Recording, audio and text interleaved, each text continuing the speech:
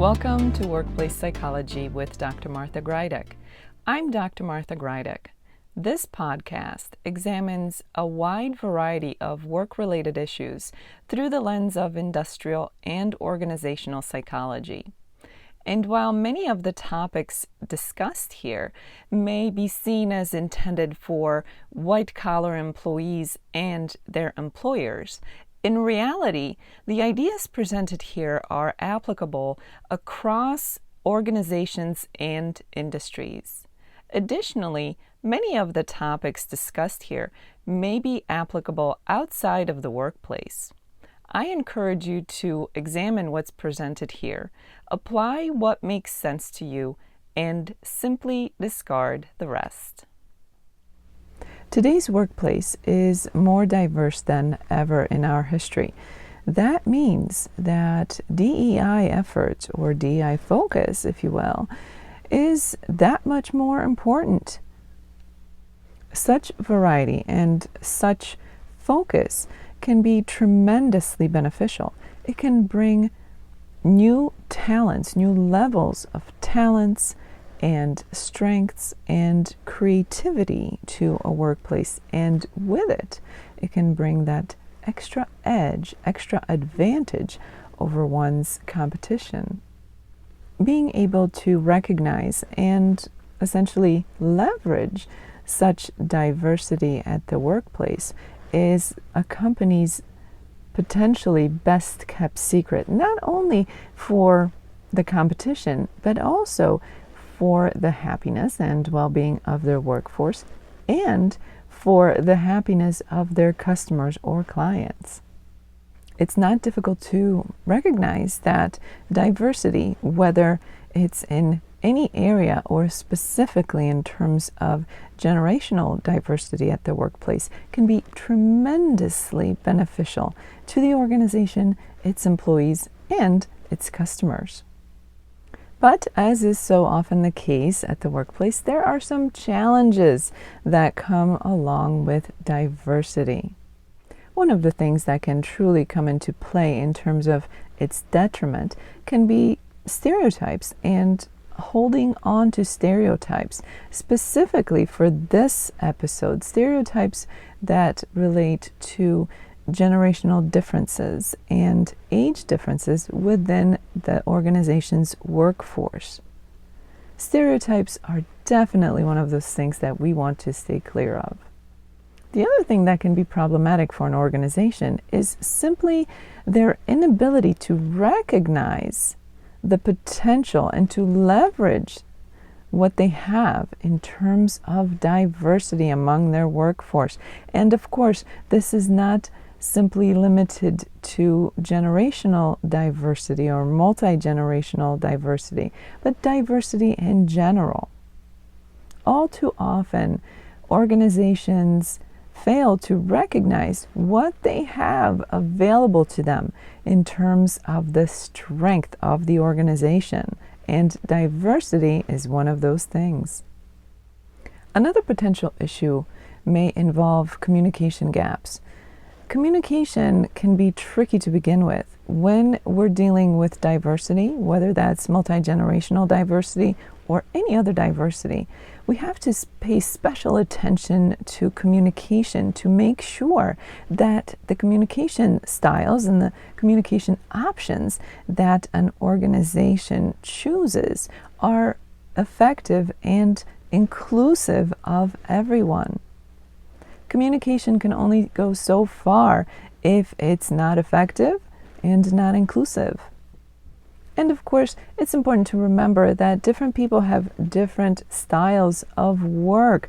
So let's make sure that as an organization and as those in leadership positions embrace the idea that not everybody will work in the same way. And again, we are focusing on diversity here today, and be that specifically diversity in terms of a multi-generational workforce or any other kind of diversity. It's important to remember that there are going to be differences in how people work and how people get things accomplished as individuals.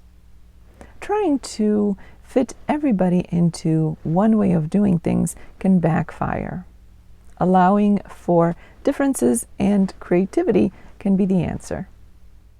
What can an organization do? What can leadership do in order to bridge a potential gap between generations within an organization? First and foremost, let's talk about the obvious, and that's organizational culture.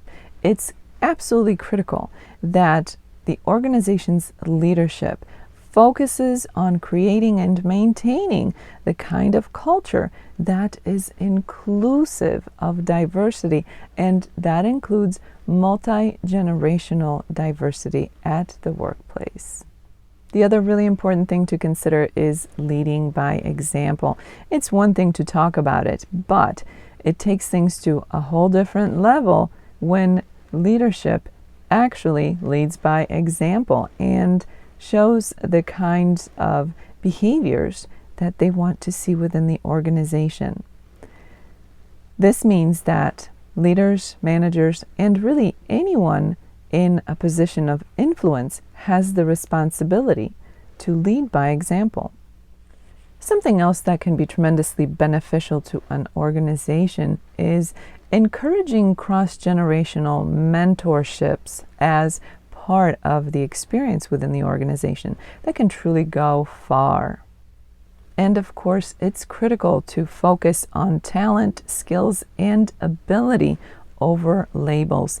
Sometimes we get too hung up on labeling things and putting them in their own little boxes, when in reality, it can potentially backfire. So rather than labeling different generations of an organization's workforce, let's focus on their abilities, their skills, their experiences, and what each individual can bring to the table.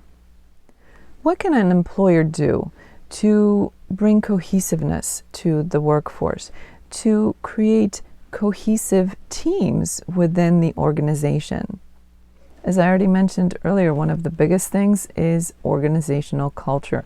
That's one of the things that leadership within the organization must really focus on in order to make the culture benefit the organization and its employees. Encouraging mutual respect is a big deal. And celebrating diversity, whether we're talking about multi-generational diversity or any other diversity within the company, celebrating diversity is key. It's not something that should be feared, and it's not something that should be pointed out in a harsh or inappropriate way, but rather celebrate diversity. It should be celebrated as a benefit, as something that can not only enrich the organization, its culture and employee experience, but it's something that can also help the organization to get ahead and stay ahead of its competition, to do well in what it is that the company actually does. And one last thing that is really important to remember is promoting the sharing of information between the generations, so within the workforce. Oftentimes, information can get stuck and inadvertently withheld from others within the company, and that can be particularly problematic when we look at a multi-generational workforce. So the organization and its leaders have a special responsibility to ensure that there is sharing of information amongst all of the employees, amongst all of the workforce, ensuring that generational knowledge is not stuck and doesn't go away with certain generations. It's not difficult to understand why it would benefit an organization to foster and encourage inclusivity and diversity, and of course equity amongst all within the organization. This includes a multi-generational workforce. As this episode comes to an end, let's review what was discussed. DEI has been a focus of more recent conversations, although in reality, it's something that has been part of our collective efforts for decades. Today's episode addressed specifically the multi-generational workforce. And while there are many benefits to such diversity, there are also some challenges that come with a multi-generational diverse workforce. One of the biggest potential challenges is the organization's missed opportunity to recognize the diversity within their workforce and to then leverage it towards the benefit of that organization and its employees. As an employer, it's important that you keep your organization's culture in check. Don't allow stereotypes to dictate employee experience or customer experience for that matter. Focus instead on proper communication and things such as talents and abilities over labels.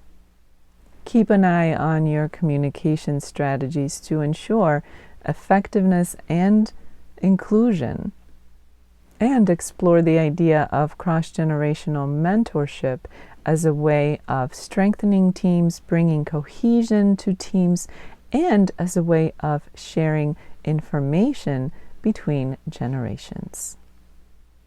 As this week unfolds, I encourage you to consider the current state of your workforce, especially if you are in a management or leadership position. Chances are that your company is also rather diverse, and that may include multi-generational diversity. Be able to recognize it for what it is and leverage it to your benefit. And if you are not in a leadership or management position, you can still assess what kind of diversity is present within the company. I encourage everyone to begin conversations that address these topics within their company, whether or not you are in a management or leadership position. The benefits of diversity, be that multi-generational workforce diversity or any other diversity that's out there and available for our benefit, should be explored and embraced. For those of you who experience this podcast in an audio-only version, I encourage you to check out my YouTube channel, Stress Free with Dr. G, where you can find the video version of the podcast. In addition, while you're there, check out some of the other videos which focus on stress management. So go to YouTube and look up Stress Free with Dr. G, and the link for that is in the description below. Thank you for joining me today. Please subscribe to this podcast. I look forward to seeing you here again next time. Until then, I wish you joy and well-being.